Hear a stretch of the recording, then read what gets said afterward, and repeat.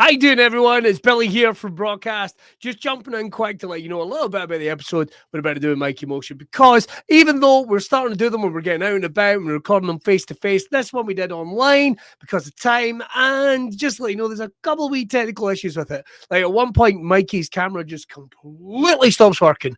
We've no idea why. We did every type of check and it completely stops working. So just to let you know that he's going to disappear at one point on screen, but you'll be able to hear him, which is the best bit. Also, at one point, I take a delivery of a couple of beds. So I managed to cut that out for you. It could not have been more chaotic, but it was an amazing chat that we got to have with them, and we're looking forward to catching them in real life soon. And this is us just getting ahead of Wrestling Month. It's going to be former WWE superstar Killian Dane, Big Damo, to his pals. We're going to get a chance to chat with him on next week's show, but this week, I get to sit down and talk with Mikey Motion. So here is this week's episode.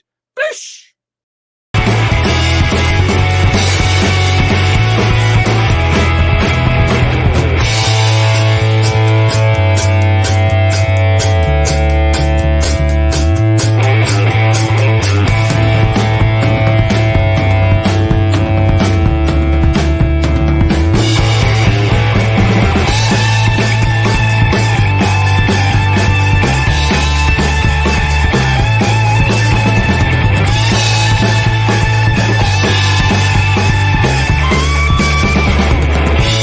How you doing, you sexy motherfuckers, and welcome back to Braw Cast, wherever you're watching around the globe. If you have never tuned into Braw Cast, first of all, where the hell have you been? Let me explain what it's all about. Is it about just big men with beards? Right, we do have big men with beards on the show, but that's not what it's about. It's put on by the sexy Braw Beard Oils, who bring you this podcast free each and every week. The way it is, it's a lifestyle, it's an attitude podcast. You get to meet weird and wonderful people from all around the world, all shapes, sizes, genders, sexualities. It doesn't even matter. We have had comedians, we've had actresses, we have had barbers, we have had MMA fighters, we've had superstars. We've had so many different types of folk. And the way it works is they come on, we get to have a chat about them, their careers, have a little bit of laughs, and the way it is, learn a little bit about each other. How cool is that? Like, got a bit happy there at the end, but never mind that. Right, if you want to keep supporting this podcast and keeping it alive, Braw Beard Oils, head over right now and get some of the cool stuff. It's the 9th year anniversary, so when I get the oil, when I get yourself a beard brush, got myself a beard brush, check this motherfucker out, round like my face. Shut up, Dad. What's going to happen is you can head over and get t-shirts, you can get hats, all these type of things. Get it for the bearded fella in your life. Get it for the bearded lady in your life. Just get it and look cool. Just cut about the place. It's like Jack the Biscuit. You do that, you get some cool stuff, and you help keep this podcast live. And JJ and his team really, really appreciate it. Right, couple of bits of business. We have got a big announcement incoming about what is going to be getting put on in the place of the 2022 Braw Beard Championships. Now, obviously, with everything that's going on, we weren't able to do it the way we want to, but we do have an extra cool event that you will want to be a part of. I'm going to be announcing that in the next couple of weeks. And also, don't forget, you can subscribe on YouTube. Check out JJ, his blogs, his beard care videos, and so much more. And you can also subscribe to this podcast. It's an audio version that's out every Monday. You can get it over at YouTube. You can get it on iTunes. You can get it in all good places that you get your podcast, and the shite ones as well. But we make it better. Right, talking about making things better, enough about me just flapping my joiness. Let's get on our guest today. Right, I'm excited because I've been tracking this young man's career for a couple of years. So the fact I've got to actually finally meet him over the last couple of months has been absolutely awesome. He is coming from not only a music background, but now making that transition into live performance, through comedy, and so much more. Honestly, he's got so many different things coming on. I think he could be the Scottish Elon Musk, but he's Scottish and he doesn't have the Roblox Minecraft head that Elon Musk has. Is anybody else going to talk about the fact that Elon Musk's head is like fucking Lego? Nobody. Ladies and gentlemen, please welcome a very special guest. I'm delighted to have him. Here he is, waiting in the green room patiently. It's Mr. Mikey Motion. Mikey, how the bloody hell are you doing, man? Hello, Billy. You had me howling there before I came Sorry, on camera. mate. That's all right, mate. Is nobody willing to bring up the deal with Elon Musk said? I can't be the only person that's noticed it, mate. It's a bit square. A bit like the bottom of my beard. I need one of the beard brushes you were talking about, mate. Mate, we'll get you hooked I up. We'll get you hooked up. I need one of them. You like it? Only reason I grow the beard, mate, gives the illusion of chin. Do you know what I mean? There's something, you know what I mean? Exactly the same as me, mate. It makes other people think I've actually got a chin. That's it. Because that's it. when I've not got this, it's just there's no chin there. It's just chinless. And everything else is just kind of like all the fat and what have you from lockdown. My lockdown tits are basically pushing everything up. It seems to be like I'm like a melted candle under this, Mikey. Some of it is stress, mate. We'll kick off with this chat. I think it'd be fair to say everything's kind of opening up a bit. You're getting out and about, back into the clubs, and this new venture of yours. You got to be happy getting out and about again, mate. Oh, 100%, mate. During the lockdown, it was horrendous for everybody. You know, no gigs. So went for gigging every weekend to nothing. And you were trying to do it on, you know, Facebook, YouTube, try to do some, you know, live videos and stuff like that, which was all right. It was good, but it's nothing like live. It's nothing like the live stuff, you know. So it was, there you go. The cool thing is you were still kind of producing. So what I loved is you were producing like comedy videos as well, but they actually also still kind of reached back and brought in the music side as well. Like I remember there's one, it's literally you having a dance in the park, and I'm not doing enough justice of it, but these videos started popping up, and man, they were going viral. The videos and stuff you were creating during lockdown. Aye, they were going pretty well. The algorithm on Facebook's not the same as it used to be. Yeah. Even the ones were going viral, but a couple of years before that, my videos were going further. I think when TikToks came in, and it's like the algorithm on that is crazy, man. Yeah. So you put a video up and you're getting, it's like fucking 20, 30, 40, 50,000 views in a couple of days. Facebook used to be like that, but it's all changed now. It's pretty bad now. So I mean, I don't know.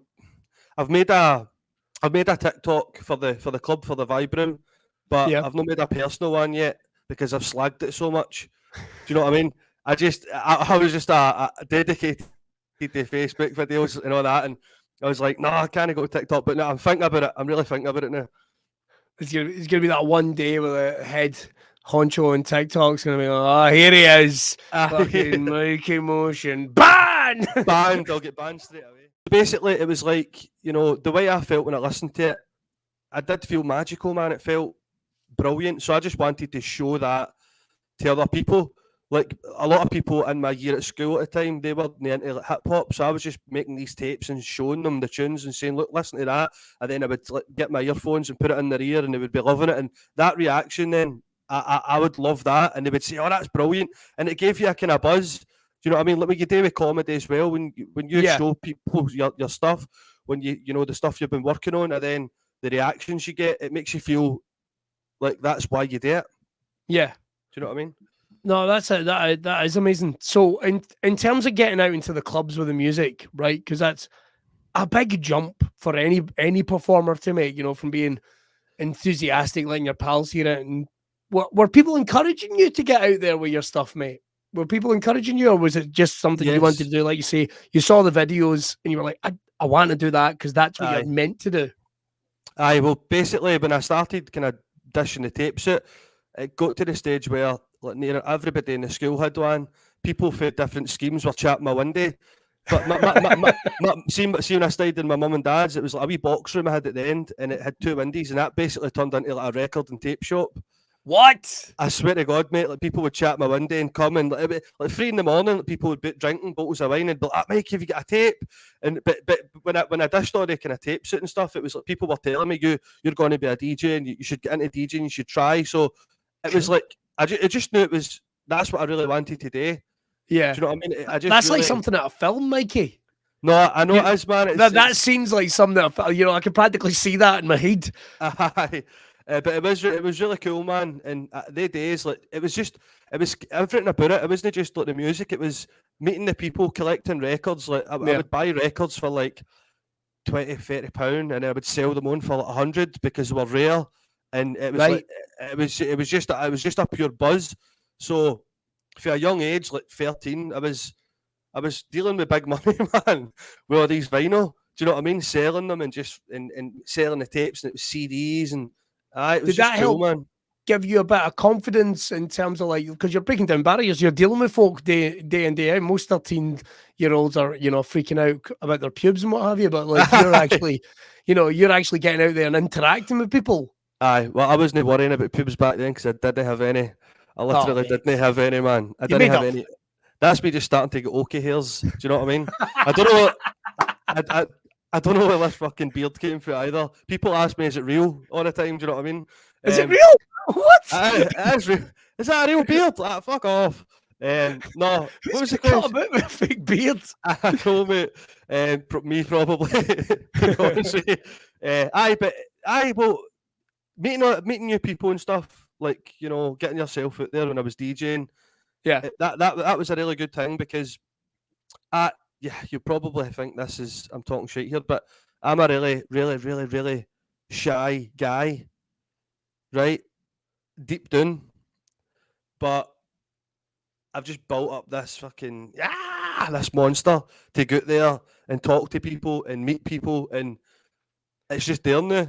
But mate, if, you're talking to a massive introvert. Like, I can completely understand where you're coming from. You could never tell. You could never tell with you. People would never tell with me. People like, shut up. What? How could you be shy? I'm like, trust me.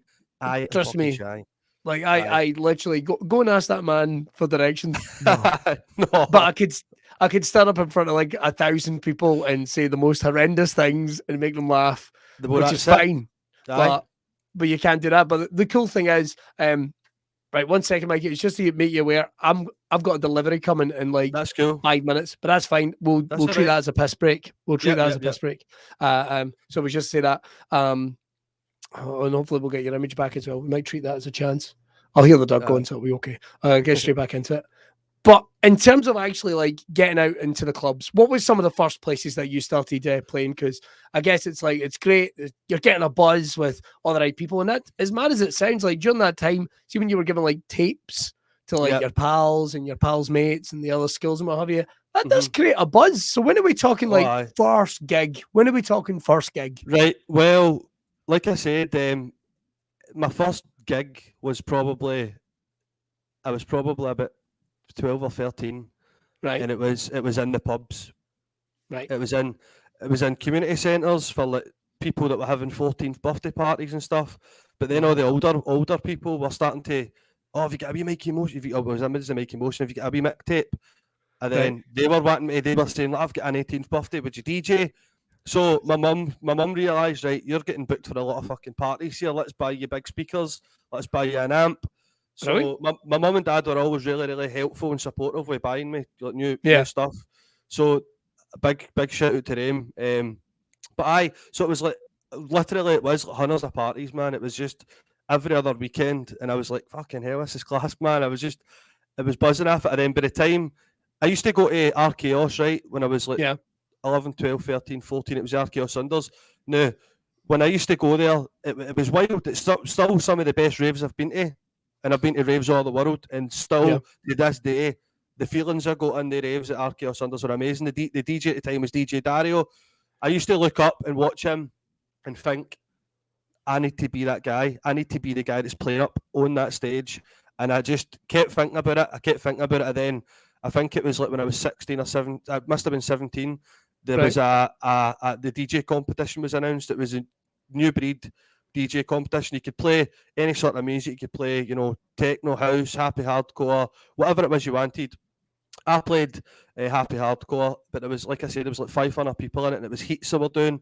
And then I would just go to RKOS. It was in room 2. It was in Betty's, and I would bring like 60, 70 of my pals, and they would just all go fucking crazy. And I got through all the heats. And as I said, I came second.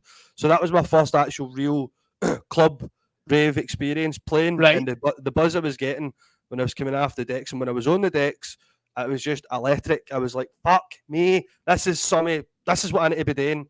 This is it. So basically through that, when I came second, other people were starting to talk to me, and it just so happens that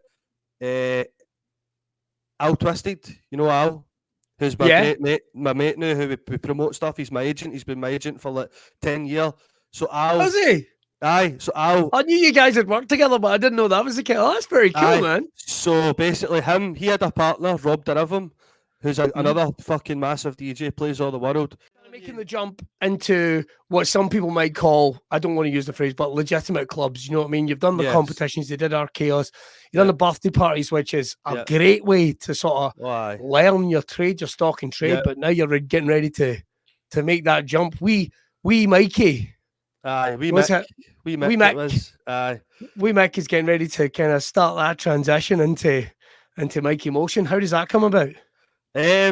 Basically, right, so that's what I was just about to tell you. With the phone call when I was with my mates. So I was talking about Al and Robbie. So we knew who Al was, we knew who Robbie was. They didn't know me, but they ran a big night called Twisted and Brainfire. It was a big rave night in our chaos, and it was like the full complex. So they had like 4 or 5 rooms. It was like 3,000-4,000 people that used to go to it like every month, right? So that was like the main fucking rave to be in Glasgow, in Scotland, really. All the acts were coming in from Holland, Italy, America, and that's where they would play. So I was sitting with my mates, and my phone went, and he goes, all right, is that Mike? Is that wee Mick? I'm like, he's like, all right, it's Rob Derivum here. And I was like, no bother, shut up and all that. I thought it was like somebody else kidding me on, right? He's like, no, it really is. He's like, I heard one of your tapes. He's like, would you like to play a set at Twisted and Brainfire? I was like, what? I was like, aye, of course. I came off the phone. I was telling my pals, and they're like, shut up. That wasn't him and all that. I was like, I'm telling you guys, He ended up phoning me back, giving me a date. My name was on the flyer. So when I seen my name on the flyer with all my heroes, like Hixie, Scott Brown, Sharky, Joey Riots, some of the Dutch guys, my name, it was Mick Collins on the flyer. And when I got the flyer sent out and I could give them to everybody, that was another buzz. That was a bigger buzz than getting the tapes out. I bet. Because it's like you've arrived. Aye, here I am. I'm here. And everybody was like, oh, see, you're playing at Twisted. Well done, me, man. And everywhere I went, it was just like, oh, and I was selling everybody tickets. And I think I took up 150 people with me. Everybody bought a ticket. And it was just, and then when I played that first set in our chaos up on the stage, when I used to watch Dario doing it, and I had it in my head, I'm like, that's where I need to be. 4 years later, I was doing it myself. You were there. I was playing vinyl, but the best thing about the whole night was it was cool as fuck because I was playing vinyl. It was an hour set, but one of the DJs was late, so I had to keep playing. And it just so happened that my absolute hero at the time, Scott Brown, Evolution Records, he came on right after me. So I played around 40 minutes, and then he came on the decks, and I shook his hand, and all my pals, you could see them hitting stoners because they knew they're his hero, they're my hero, and everybody was like, ah! Everybody was cheering and clapping. It was brilliant, mate. So that buzz, that just gave me the fucking hunger to just keep going. And after that night, I became resident. That's how me and Al go. And I since then, I've been playing with him for like 17, 18 years or something now. That's mad. Do you know what I mean? I've played all the aye. And just so anyone was watching, I mean, like Mikey was saying about, people coming from all over Europe and what have you, that's like a sought after gig. Do you know what I mean? That's like that just no like Johnny off the street is going to get that gig. That's like a sought after spot. 100%, mate, because it was like people, I would say some people might have been a wee bit jealous at the time. Like bigger DJs, right? Yeah. Because I didn't ask to play. They came to me. Like they heard my tape, so that when I started telling people that, like, oh, I've been honing in fucking mixes for like 3 years and I can't get a gig and all that. And I'm like, look, hey, it's not my fault, man. Right? Just your time will come. It just so happens it just happened. But it didn't. It's what I really wanted, mate. I put myself in the positions to get there. It's like the same with the comedy now. It's like, see that I'm going to blow your mind, right? See this conversation we're having right now. Okay. I manifested this. I manifested this. I've been watching this podcast for a while. Right? I saw the one with Roscoe, the one with the wee man, the one with Marilyn, the one. I've watched a load of them, and I was sitting like, I want to go on that podcast. And do you know what? See, about 2 months ago, I made a video, a 15-second video, and I was going to send you it, right? And I was talking about my beard. I was saying, is my beard good enough for you, Billy? Right? To come on your podcast. But I didn't send it. And I thought, nah. And then you asked me. And I was like, there it is. Aye, so I've always been kind of, I don't want to be one of these dicks and say, oh, you know, manifesting it. But I've been doing it for an early age. Before I even knew I was doing it, before I even knew I was really doing it, and I knew there was books about it, I was doing it. Yeah. Just with the fantasising, stoning and watching the DJ, for really wanting it to actually go on and doing it, and being in that position now to look back and think, oh yeah. Well, you're doing it. You're getting towards making it happen. Do you know what I mean? You've seen the image. There's so many people that just go, I don't know how to get there. It's like, remember the folk I always say if they turn around and go, so how do I go about getting a gig in comedy? I always go, don't bother. if you're asking me, then you'll never do it. That's it. And if people do go, oh fucking prick, I'm going to show him. You're welcome. You're fucking welcome, because I bet you went away and got your first gig. But I mean, you think of Maradona, you know what I mean? Maradona got really good at what he did, and people saw what he did. Like nobody was in Argentina going from door to door going, nobody in here are any good at football, are they? Like, oh, the boy's no bad. The boy's no bad. Do you know what I mean? And in fact, there's a comedian called Kyle Cease, and it's interesting because your story is kind of reminiscent of Kyle's. Because he was like a young prodigy, and his teacher would give him 5 minutes at the end of the school week to do stand-up in front of the kids at school, just to get him to shut up. And that was it. He would sit there and he would write and he would get ready for it. And then at the end of the year, he had about an hour's worth of material. So that's he did some flyers, and all his mates came, and then he did another flyer. Then somebody from another school went, do you want to come and do a show at our school? And then he thought, I'll start sending them out to colleges. And then the colleges went, aye, come and date with us. And I didn't know that. That's amazing. It's interesting because he's a kind of motivational mojo kind of a guy now. But it's interesting to hear the parallels between those two stories. It's like, well, I'm doing it. Because I love that attitude of, throughout your life, you'll get so many people going, oh, you can't, or you shouldn't. What are you doing that for? It's like, well, that's no use to any bugger, is it? No, I know, mate, I know. You got your way to where you were with the music, and you climbed up and you got this fan base. And that's the thing, like, your music isn't like just indicative to like Scotland. It goes all around the world, and you've been performed all around the world, man. It's crazy. Yeah.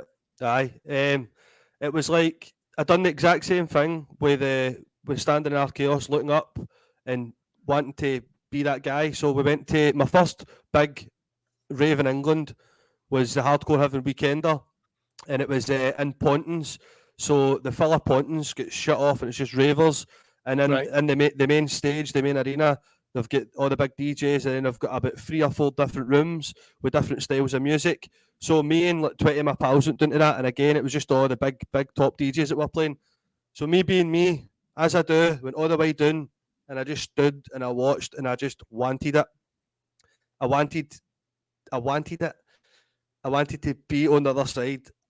And on the way back up on the bus, I was telling everybody, I'm gonna DJ at the next one. I'm gonna play the next one. They're like, no bother. And I just kept fucking putting my mind to it. And then I got another phone call, and I get booked for the next one. There you go.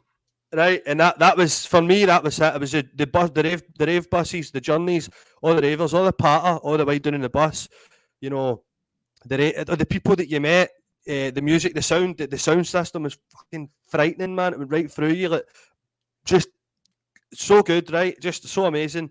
So that happened, and I ended up playing it, the Hardcore Heaven Weekender 2, 3, 4, 5, 6, and 7. So every year I got to play all the big raves. As well as that, I was playing at just like different raves in England. Like we'll pop them up, like you know, the O2 in Birmingham, the O2 in Liverpool, the O2 in Manchester, all the kind of big places I played there as well.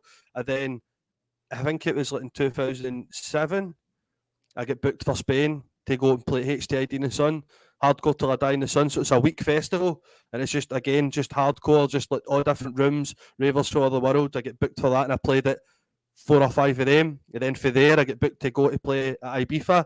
and it was Ibiza Goes Hard, another hardcore festival, and I played at 6 or 7 of them. So I've been quite busy since I've been like 17, playing all different places. I played in Germany, an event called Pussy Motherfuckers. Like, it's 20,000 people, man, and what's it called? Jabby's Clegg? No. I can't remember the name of the venue, but it's frightening, man. Played over there.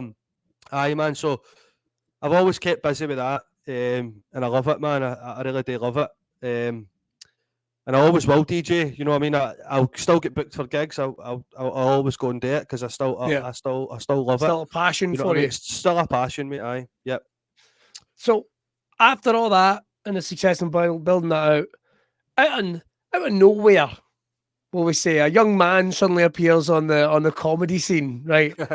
His name's Mikey Motion, right? Talk us through what made you want to make that jump? Was it the same thing? Had you been at a gig and seen a guy on stage and went, I see myself doing that? The comedy came just as early as the music. Right. For a lot of people that don't know me in the comedy scene, they might say he's just came from nowhere. But I've been doing no stand-up. I started stand-up just halfway through 2018. Yeah. But before that, I'd been making sketches and videos and, writing comedy for since probably 2002 or something. It's a good while. So it's a long time. But before that, when I was a wee guy, it was my gran and my grandpa. When I used to go and stay with them, they had me watching Scotch and Rye, Ricky Fulton, The Naked Video, Rabsy Nisbet, Mr. Bean, One Foot in the Grave, everything like that. And they just used to put the videos on in the freeze, and my wee bra, we would just laugh. And I started kind of doing wee voices and stuff, and started kind of copying them. And, I loved getting a laugh, seeing people, laugh at my stuff. And in school, I was just the total, I know everybody says this, every comic says it, the class clown, but I would have done anything for a laugh, anything. See, just for me, my objective when I meet somebody, if I walk away and they're no laughing, then I hurt inside. Right. I didn't do what I was supposed to do, so I would have done anything to get a laugh. In school, it was just stupid stuff. I would, do funny voices and stand up, and the teacher would be like, "What you'd go outside, right? You can't talk like that." I would do anything for a laugh, right?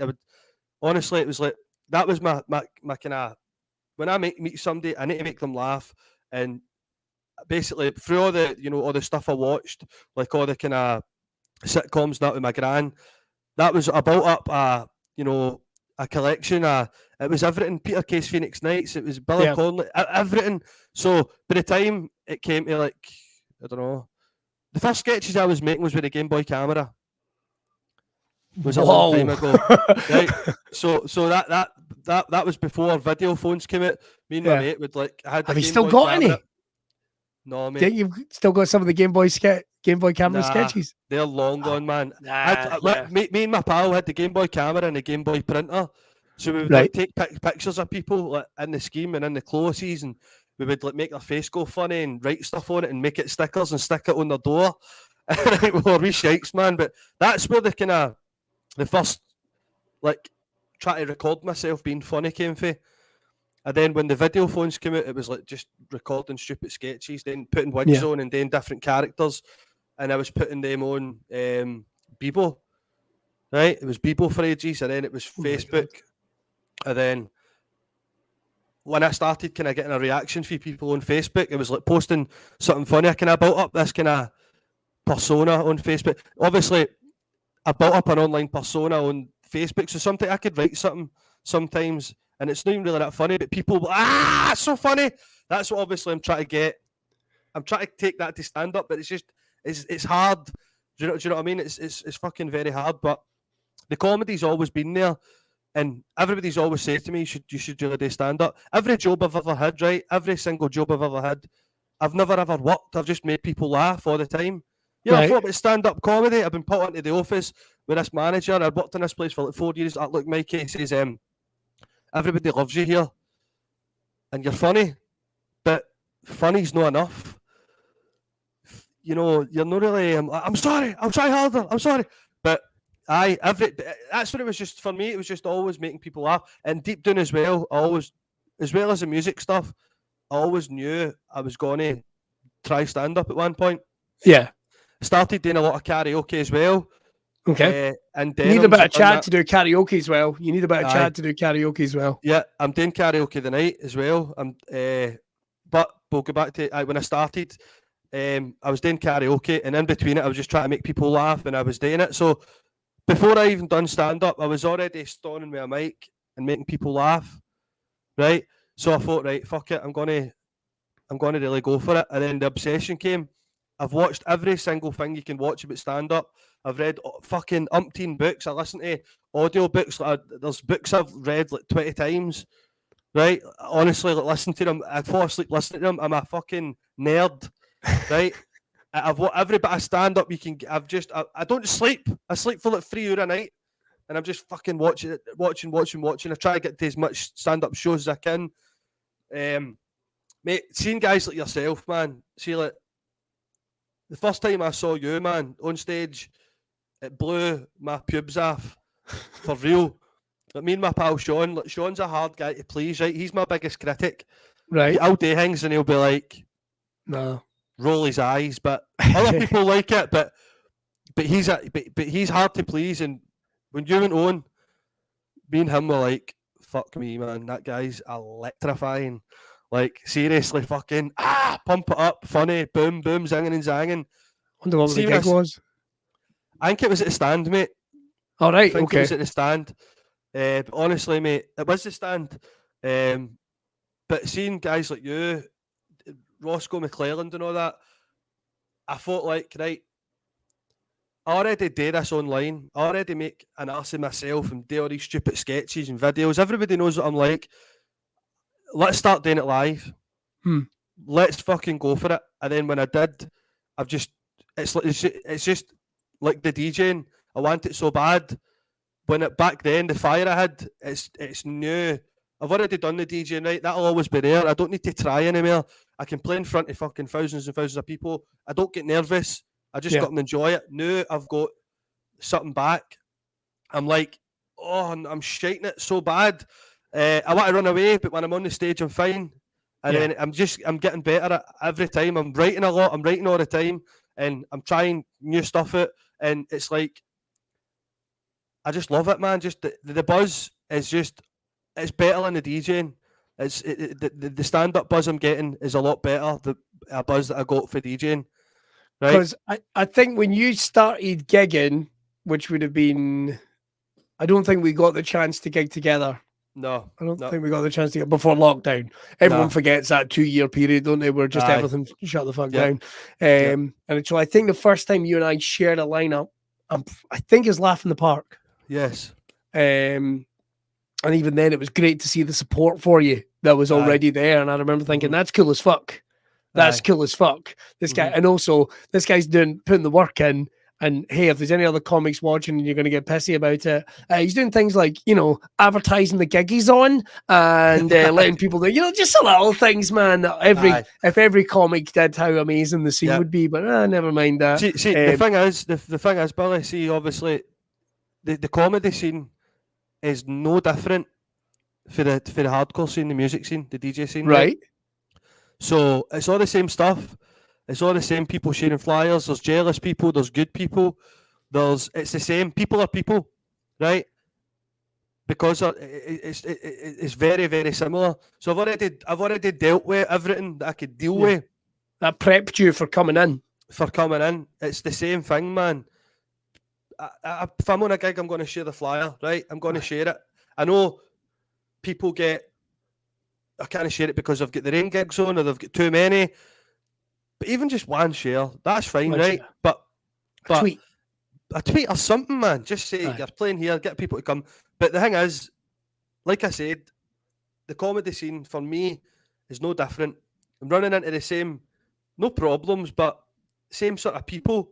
Because at the end of the day, again, people are people. You get the same types of people everywhere. And every scene's the same, I think. I think every scene's the same. So I've already done that for fucking 17, 18 years. Yeah. And now I'm here. I just want to be nice to everybody. I just want to be a nice guy. Everybody that I meet, I'm going to be nice to them. I'm not going to talk about anybody behind their back. I just want to be good. I just have want fun. to have fun. fun. Have fun. Enjoy it. That's what I'm doing now. I'm having serious fun. I really am. Everything about it is just because of all the stuff I was watching and reading about. I was like, right, I'm going to slowly begin into that, and I'm going to be doing it myself. And then with the Vibroom opening up and all the other gigs for it last week, I was a bit anxious. I had a bit of anxiety. I was like, fuck, I've got all this. What am I doing, man? This is all happening around about me. I'm like, fuck, but I'm booking people. I'm getting up to do a set myself. I'm fucking being the sound guy. I'm doing the door. I'm doing everything. I'm the full fucking shebang. And I was like, wait a minute. Why am I anxious? This is what I've wanted for so long, and now I'm doing it. Now I'm in it. Enjoy the moment. Enjoy this, man. Oh no!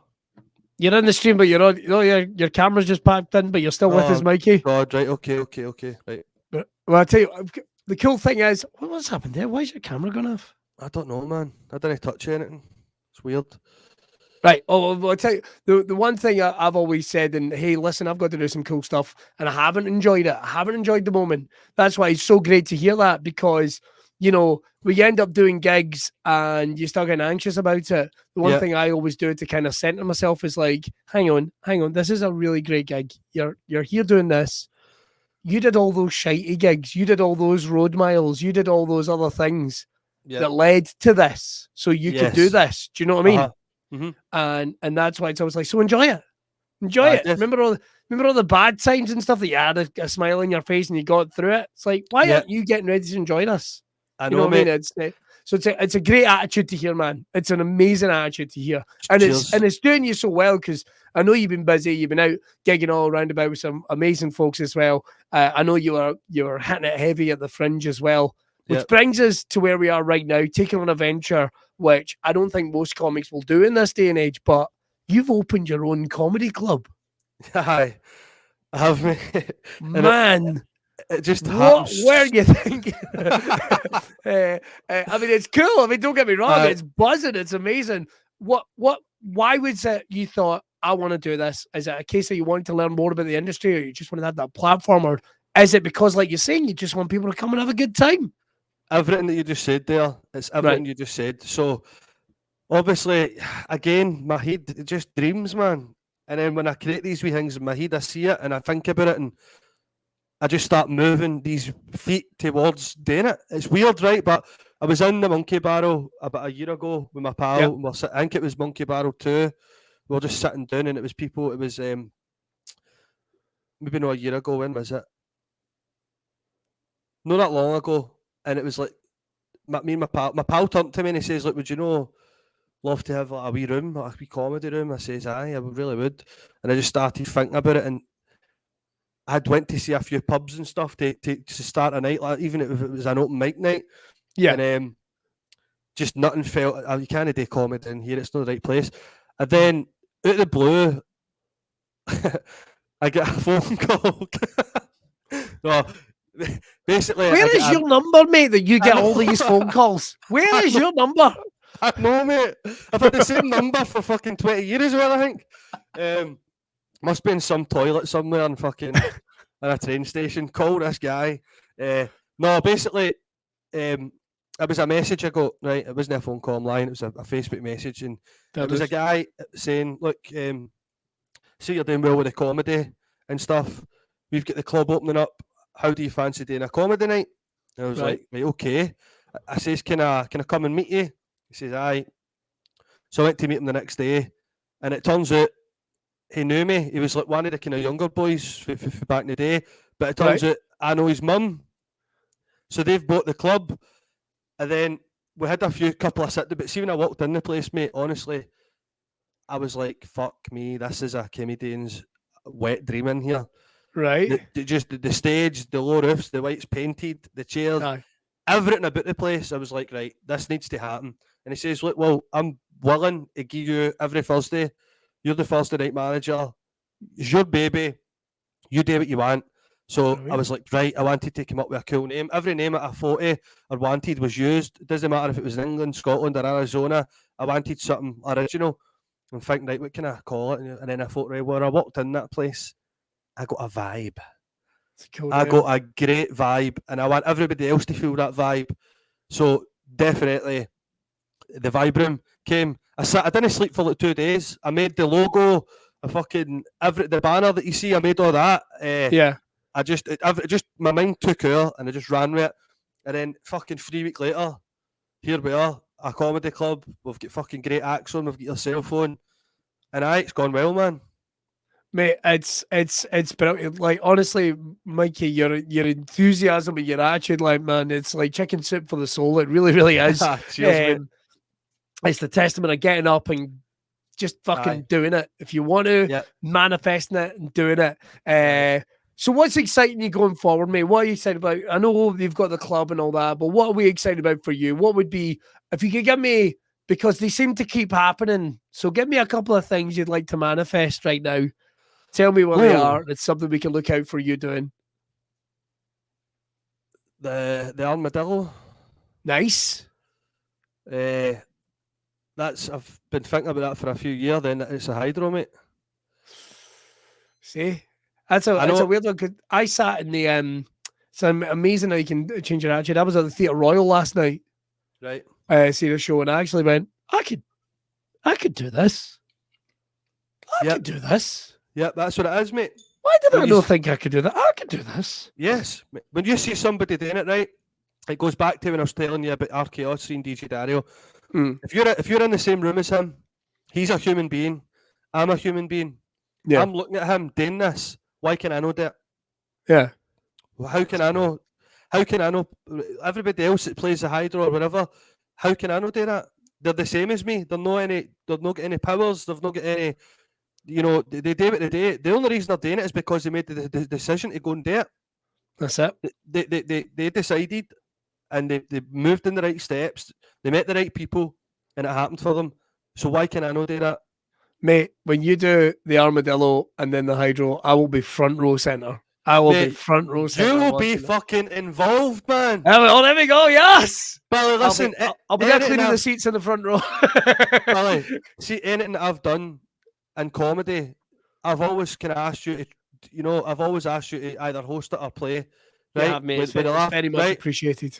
And it's because I know you're the best at fucking hosting. Right? I've not seen anybody better than you doing it. So anything I get the chance to do, and if I can bring somebody, or if I can I'm going to always ask you if you can do it. Amazing. If you can, I'll try for the next time. But that's like it, mate. See, when I watched you doing that, you're in a league of your own, right? But see, when I watched you doing that, I thought as well, I can do that. Maybe not as good as you, but I thought, if Billy's doing it, everyone's singing a different song, man. I always say the same thing. Everyone's doing a singing a different song, yes. And you're doing just incredible stuff just now. But hey, listen, I was talking about Laugh in the Park, and anyone's watching at this point going, oh, they're kissing up to each other. Watch it, Laugh in the Park. I don't think you'd done a gig in front of people in 18 months. No, 500 folk. That's intimidating. That's intimidating because there was other, and you went out and you kicked and you knocked it out of the park. And everyone loved it. And I remember thinking, this fucking guy gets it. This guy gets it. We'd only got to chat and stuff like that beforehand. I already liked you. And I love his attitude. And you went out and fucking got it, man. You're blazing your own trail, man. And it's amazing to watch. It's honestly amazing to watch, man. I mean, can't you wait then? All right, so that's just got two. We've got the armadillo and the hydro. And then the fucking moon. Let's do it. The moon. Well, Michael Collins, he's already been in the moon. Do you know what I mean? That's my name. I'll be the second Michael Collins ever to be in the moon. Oh, fuck. Fucking ruined it for us. I'll do the first stand-up gig in the moon, right? Gig in the moon. And you can host it, right? Yes! No, what was I got to say? But the armadillo and hydro, it's just like, I just need to get really good at stand-up first, and that's what the vibe room's all about. It's going to be, I'm going to be trying new stuff in there. I've got loads of different characters that I do. Do you know what I mean? I've got loads of stuff that I want to try out, so I want to try and craft that. Maybe a wee show at the Fringe the next year or two with just my different characters. Get a host, and then I'll go change, come back out. So I've got a good 6 or 7 characters with like 5 minutes worth of kind of material for. Brilliant. So I just need to craft that. And then obviously just building it up to like the armadillo. Like, who's to say me, somebody like yourself and another comic can't sell that out? What a laugh. Do you know what what I mean? That'll be. Who says we can't do that? So that's, and people might be saying, your dreams are a wee bit big there, but listen, they've got to be. Everything else I've ever kind of wanted and went for, I've sort of got it. So I just need to keep thinking the same, just keep doing the same stuff, moving towards the goals that I want, putting myself in the positions, and hopefully it'll happen. Do you know what I mean? Man, I'm no doubt at all. Right, I tell you what, mate. First of all, let's get a couple of bits of business out of the way. Where can people get in touch? Find out everything that's going on with Mikey Motion, and of course the Vibram, that all comes off that as well. Where's the best people to get in touch? Check out what you're doing right now, mate, so they can follow this journey. If you want to follow me, get me on OnlyFans, Mikey Motion falls like a done. I've got my YouTube, Mikey Motion on YouTube, Facebook, right. Mikey Motion or Mikey Collins, Facebook, Instagram, Mikey Motion. Follow the Vibram page. If you want to book me for any gigs or anything like that, contact Al at twistedartist.com. Right. I'm on Facebook every day. I can't get off it. It's a nightmare, man. We all are, mate. We all are. We can't get off it. We're slaves. That's why you've got the OnlyFans. OnlyFans, yeah. I need that. I need to start sharing that again, man. Cause it's like a dip. I don't even want to know what you're doing, mate. I'm kidding.